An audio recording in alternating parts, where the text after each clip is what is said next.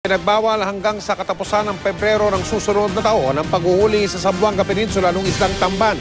Yung pong tamban ng ginagawang sardinas. Tinitiyak naman ng Department of Trade and Industry na hindi yan makakapekto sa supply ng delatang sardinas. Nakatutok si Micaela Papa. Wala nang nagtitinda ng isdang tamban sa Zamboanga City Main Public Market. Simula kasi kahapon hanggang sa katapusan ng Pebrero sa susunod na taon, epektibo muli ang closed fishing season sa tamban sa Zamboanga Peninsula. Ayon sa Bureau of Fisheries and Aquatic Resources o BIFAR Region 9, ito raw kasi ang panahon ng pangingitlog o pagdami ng mga tamban na ginagawang sardinas. Sa gitna ng fishing ban, tiniyak daw ng 11 sardine cannery sa Zamboanga City na sapat ang supply nila ng sardinas kahit pa ngayong Kapaskuhan.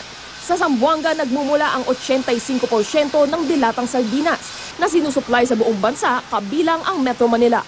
Ayon sa Department of Trade and Industry o DTI Region 9, nagsagawa raw ng mass production ang mga sardine canneries sa lugar nitong nakaraang 2 buwan.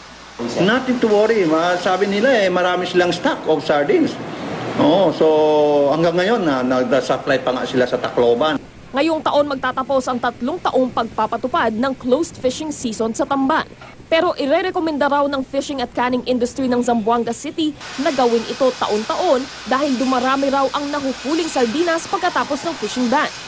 Inihahanda naman daw ng Department of Labor and Employment o DOLE Region 9 ang livelihood assistance para sa mga mangingisda at iba pang apektado sa fishing ban.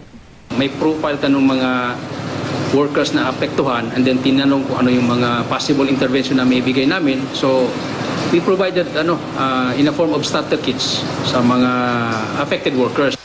Micaela Papa, nakatutok, 24 oras.